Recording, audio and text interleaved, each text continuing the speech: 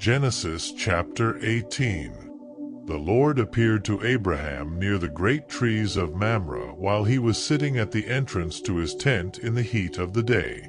Abraham looked up and saw 3 men standing nearby. When he saw them, he hurried from the entrance of his tent to meet them and bowed low to the ground. He said, "If I have found favor in your eyes, my Lord, do not pass your servant by. Let a little water be brought, and then you may all wash your feet and rest under this tree. Let me get you something to eat, so you can be refreshed and then go on your way, now that you have come to your servant."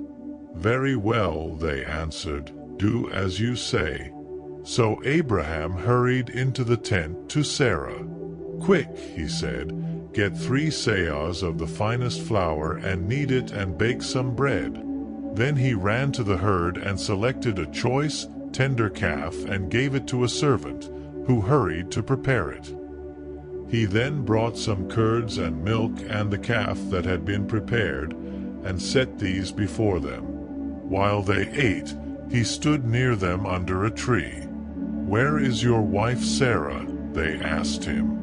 "There in the tent," he said. Then one of them said, "I will surely return to you about this time next year, and Sarah your wife will have a son." Now Sarah was listening at the entrance to the tent, which was behind him. Abraham and Sarah were already very old, and Sarah was past the age of childbearing. So Sarah laughed to herself as she thought, "After I am worn out and my Lord is old, will I now have this pleasure?"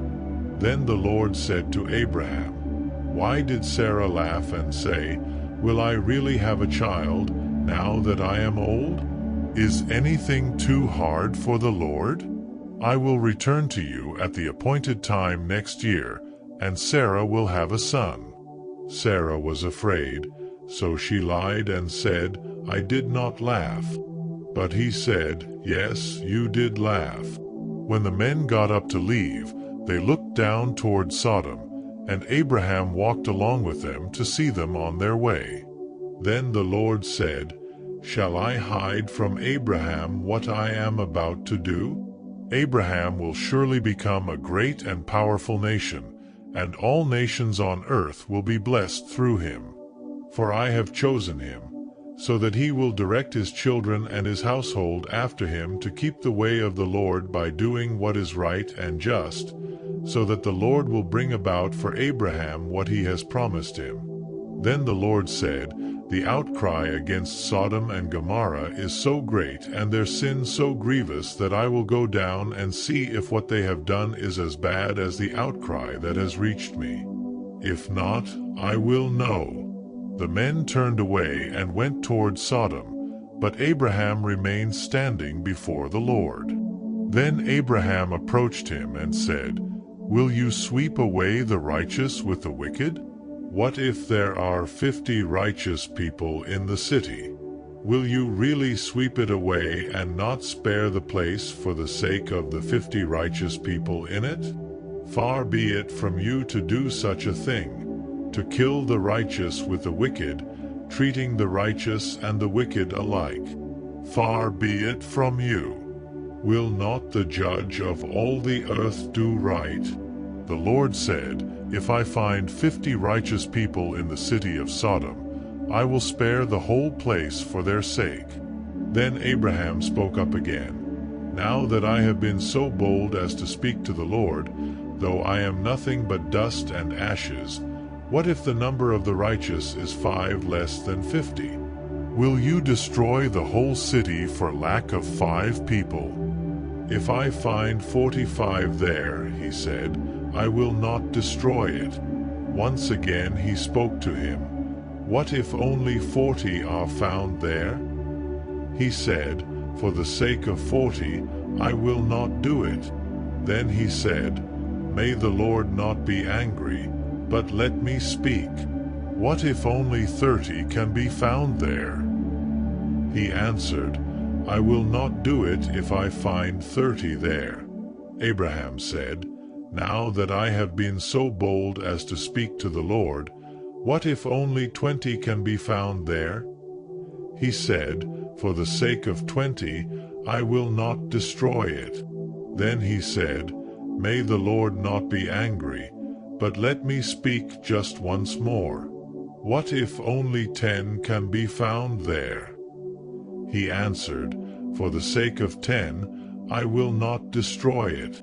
When the Lord had finished speaking with Abraham, he left, and Abraham returned home.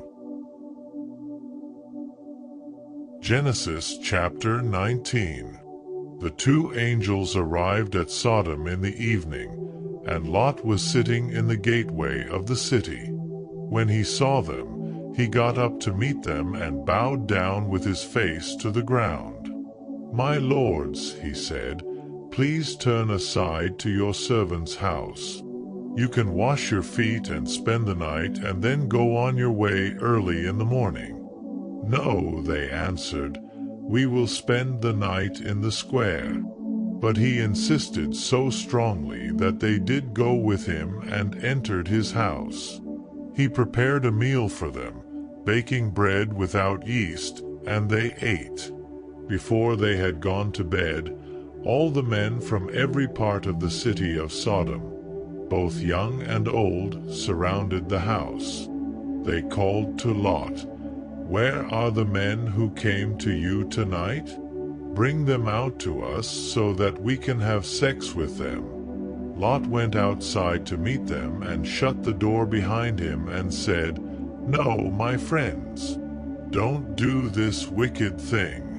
Look, I have 2 daughters who have never slept with a man.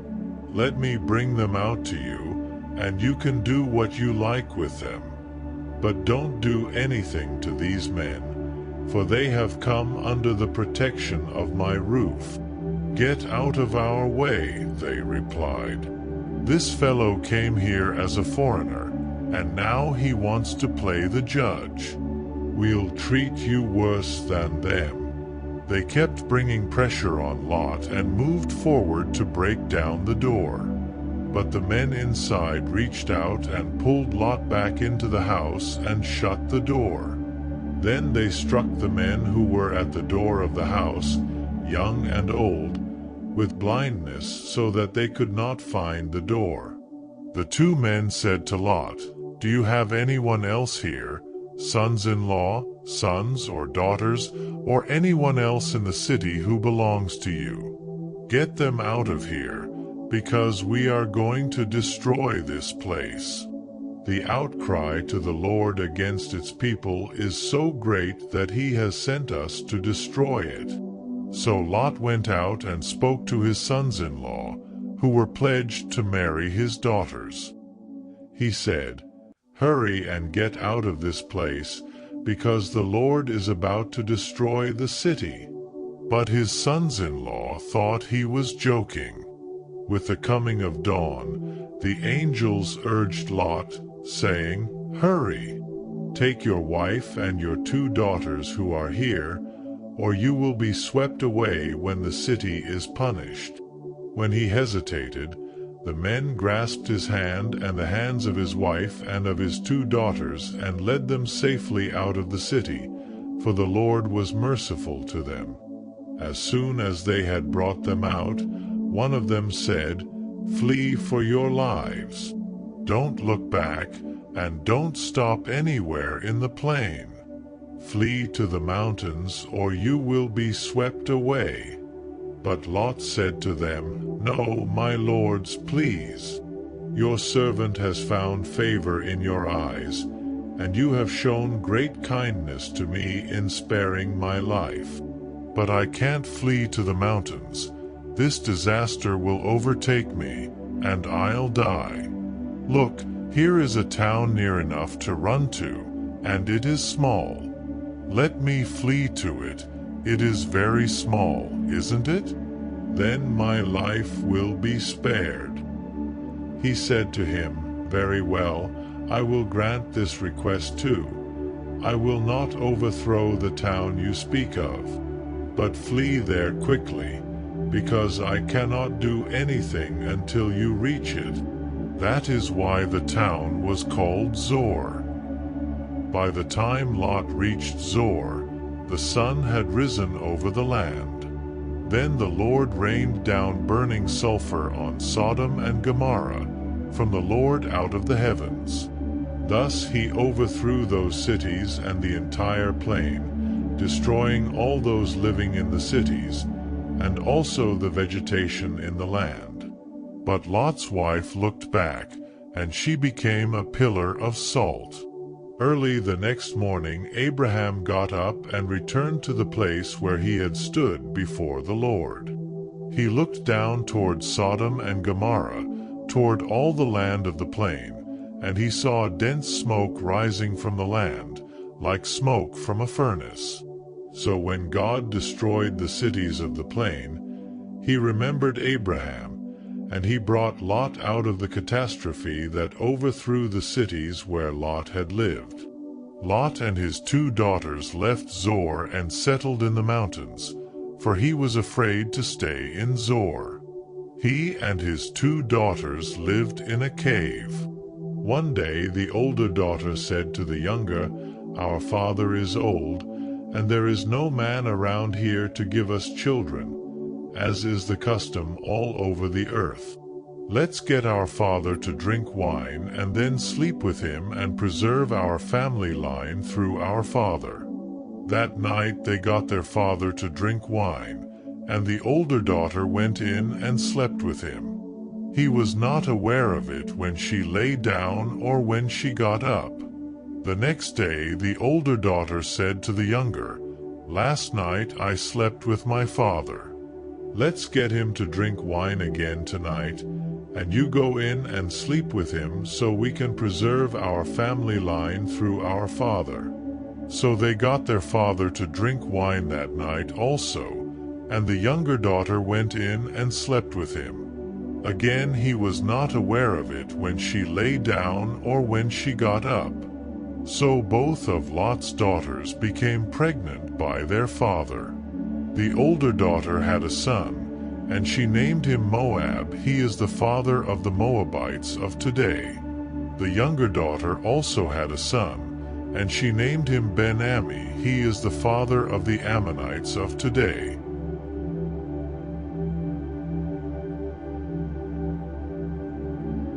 Matthew chapter 6, 1-18. Be careful not to practice your righteousness in front of others to be seen by them.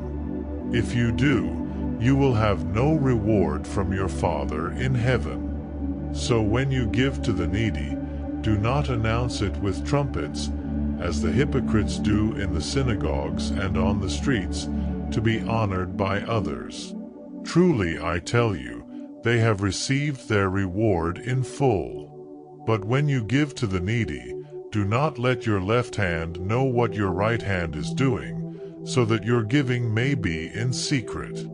Then your Father, who sees what is done in secret, will reward you. And when you pray, do not be like the hypocrites, for they love to pray standing in the synagogues and on the street corners to be seen by others.